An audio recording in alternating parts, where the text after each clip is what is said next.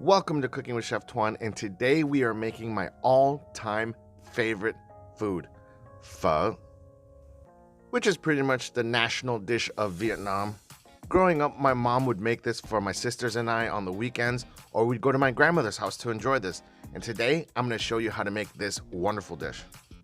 Here I have about 3 pounds of chicken backs that I scrubbed all the blood and gunk out of in 20 quarts of salted water. Now the water should be salted, but not as salty as the sea, because we will be continuing to season this as we go along. I also have these gorgeous beef ribs that are gonna go into the stock for about 6 hours at a simmer. Now the most important thing about this is you do not want your soup to come to a boil. We're going to gently simmer this broth for about 20 to 24 hours. And here we have some onions and ginger that we're going to char and then put right into the pot. I think I added these in at about the 2-hour mark, but we're gonna go for 6 hours until the meat is nice and soft. I remember when my mom used to make this, she would always get me to go and skim the foam and the gunky stuff every hour on the hour. So you just wanna come back periodically and check on it. So after 6 hours, we've taken our meat out. And look how soft and tender this is. And what I like to do now is wrap all this up and put it in the refrigerator overnight until we're ready to go. And here I am, I'm just straining out everything with a brand new clean pot. That way we're washing out all the impurities that build up on the side of the pot. And here, 6 hours in, our broth is nice and golden and pretty clear.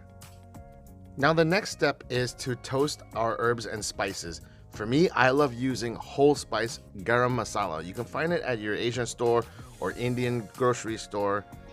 It's a combination of seeds and spices like coriander seeds, fennel, cloves, star anise. I threw in some cinnamon sticks, bay leaves. You want to get this nice and toasted so it brings out all of its essential oils.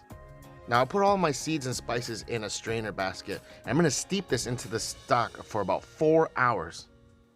You see how the spices have plumped up? They're about done right now. So 4 hours later, we're gonna taste and re-season. Here I'm putting about a 1/4 cup of fish sauce and about 1/3 of a cup of sugar. Now yes, don't freak out, pho does have sugar in it. But it's not gonna make your soup sweet. It's just gonna give it some body. Now I did let the soup simmer overnight to make sure that all the flavorings from the spices, the aromatics, and the meats, they all meld together to make a beautiful broth. And here we're gonna prep our accompaniments for pho. We have some scallions, some cilantro. I like using yellow onions in mine, and I also did end up chopping up some shallots too.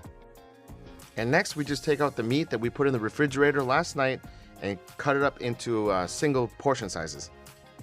And with the meat being cold, it's easier to cut without the meat falling apart. And also our beef tendons, I'm gonna cut into 1/4-inch pieces. I absolutely love these Asian style meatballs you find for pho or noodle soups in general.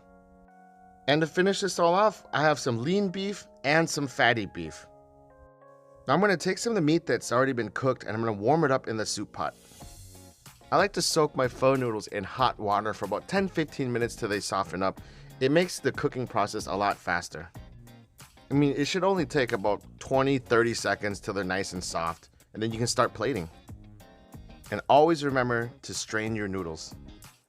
And now we can assemble our bowl of pho.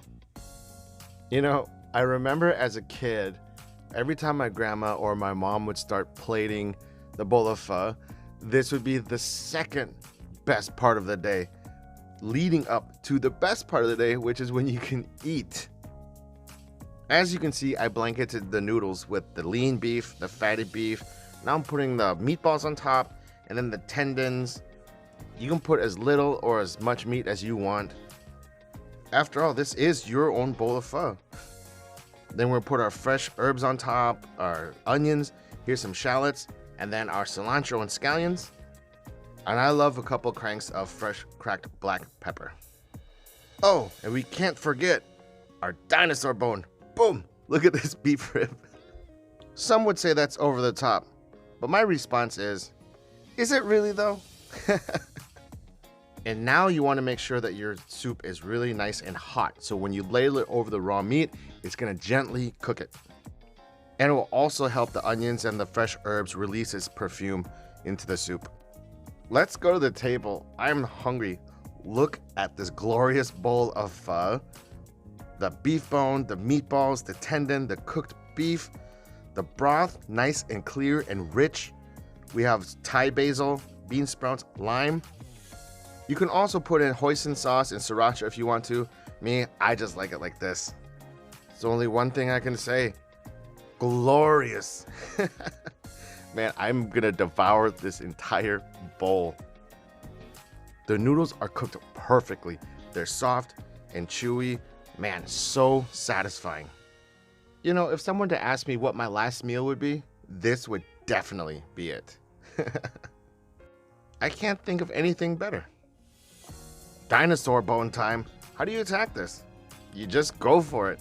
It is incredibly tender, beefy. I mean, beef ribs. If you've never had beef ribs, you are missing out on life. So stop missing out. Go and make this recipe. I'm gonna go and crush this bowl of pho. Guys, thanks for watching. I really appreciate it. Don't forget to like and subscribe. And as always, peace.